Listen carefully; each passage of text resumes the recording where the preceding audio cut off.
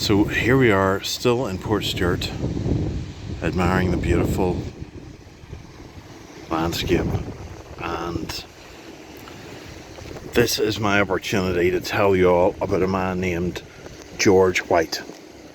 Now, he's no relation to James White, who was the Belfast man who was a sci-fi writer who lived locally. No, George White was actually an officer and a gentleman in the army of the Empire of Ireland, England, Scotland and Wales, commonly known as the British Army. And he eventually, he won, let's see, he became a Field Marshal, which is a 5-star general for the Americans. And he got the order, that was the General Commander of the Order of St. Michael and St. George, the GCMG. The basic award would be the CMG, Commander of the Order of St. Michael and St. George, or Call Me God. James Bond, in his final book, I believe, got the KCMG, the Knight Commander of the Order of St. Michael and St. George, which is also known as King's Call Me God.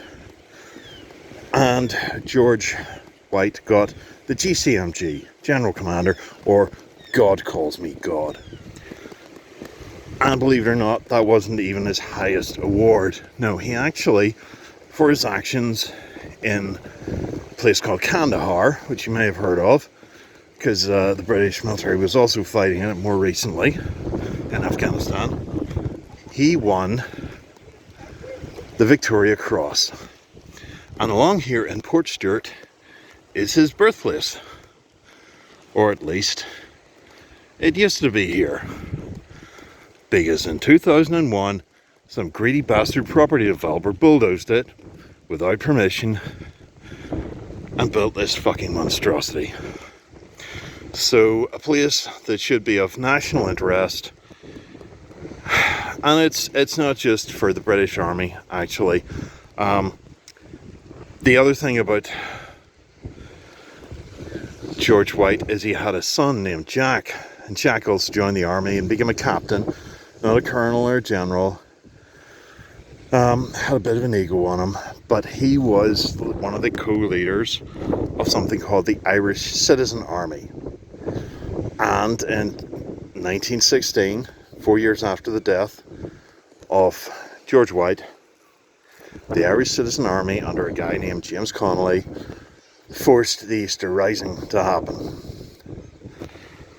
Yeah, so the Easter Rising, which then led on to the Irish War of Independence, and basically has dictated the nature of Irish politics ever since.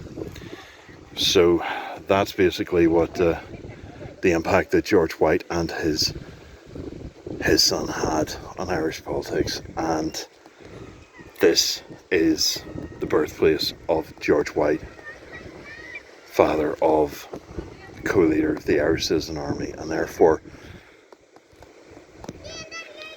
what do we call him, grandfather of the Irish Republic as it is now.